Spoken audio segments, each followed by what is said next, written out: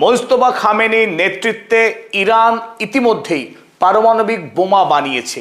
আর এই বোমা তৈরির কাজে ইরানকে সহযোগিতা করেছে পাকিস্তান, রাশিয়া এবং চীন।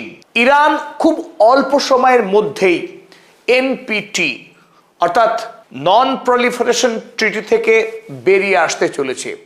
আর তারপরেই বাকি সেই মাহেন্দ্রক্ষণের ইরান পারমাণবিক বোমার পরীক্ষামূলক বিস্ফোরণ ঘটাতে চলেছে ইরানের মাটিতেই। এই সমস্তটাই দাবি করেছেন আমেরিকার গোয়েন্দা বিভাগ সিআইএ এর প্রাক্তন কর্মকর্তা ল্যারি সি জনসন। আর তার এই দাবিকে ঘিরেই আমেরিকায় এই মুহূর্তে শোরগোল শুরু হয়েছে। আজকের এই আলোচনায় আমরা বিশ্লেষণ করে বোঝার চেষ্টা করব সত্যি সত্যি কি ইরান ইতিমধ্যেই পারমাণবিক বোমা তৈরি করে ফেলেছে, আর এই কারণেই কি আমেরিকা ইরানের হাতে মার খাবার পরেও ইরানকে প্রত্যাঘাত করতে সাহস করছে না। কারণ পাকিস্তানের সঙ্গে এতদিন ধরে পাকিস্তানের মধ্যস্থতায় ইরান এবং আমেরিকা যে দ্বিপাক্ষিক শান্তি চুক্তির জন্য আলোচনা চালিয়ে যাচ্ছিল, সেই আলোচনা কিন্তু এই মুহূর্তে বন্ধ রয়েছে, অথচ যুদ্ধ রয়েছে থেমে। এর নেপথ্যে কি সত্যি সত্যি পারমাণবিক বোমাই কি আসল কারণ? চলুন আলোচনা শুরু করা যাক। এই আলোচনায় পদাতিকের প্রত্যেক দর্শক মণ্ডলীকে স্বাগত জানাচ্ছি। আমি অধ্যাপক আব্দুল হালিম। জুন মাসের 2 তারিখ ম্যাগাজিনের নাম সোনার 21।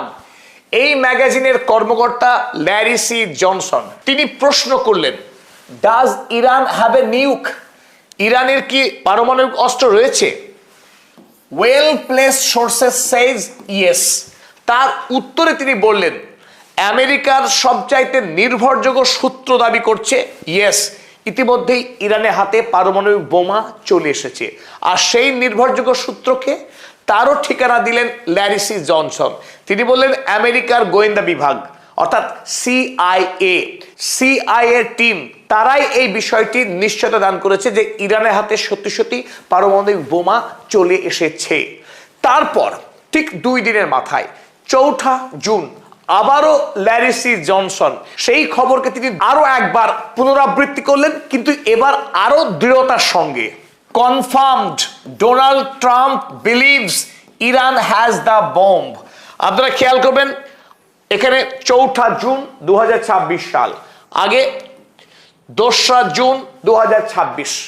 2 তারিখে তিনি প্রথম বললেন ইরানের পারমাণবিক বোমা রয়েছে, এবং 4 তারিখে এসে তিনি আরো এক ধাপ এগিয়ে বললেন ডোনাল্ড ট্রাম্প নিজেও বিশ্বাস করেন, নিজেও মানেন যে ইরানের কাছে পারমাণবিক বোমা রয়েছে।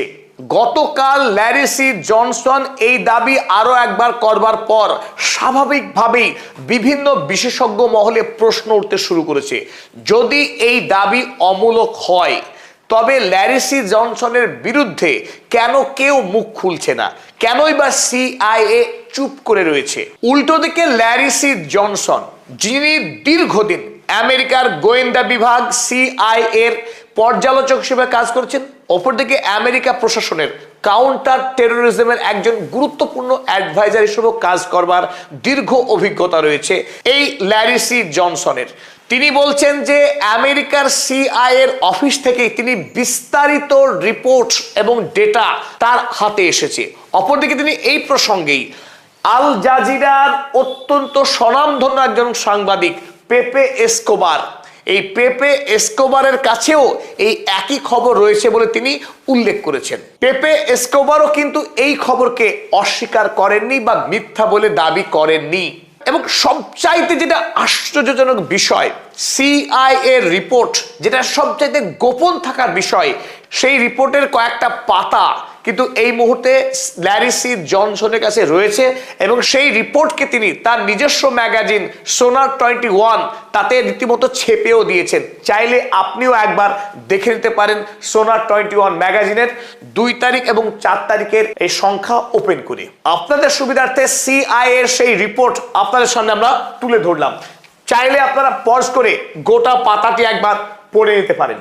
চলুন এবার আমরা দেখে নিই ল্যারি সি জনসন সিআইএ রিপোর্টকে কোট করে তিনি কি কি দাবি করলেন। প্রথমেই তিনি দাবি করেন ইরানের প্রেসিডেন্ট মাসুদ পেজেশকিয়ান আমেরিকা এবং ইরানের মধ্যে মধ্যস্থতাকারী রাষ্ট্র পাকিস্তানের প্রধানমন্ত্রী শেহবাজ শরীফের সঙ্গে যোগাযোগ করেন এই মাসুদ পেজেশকিয়ান।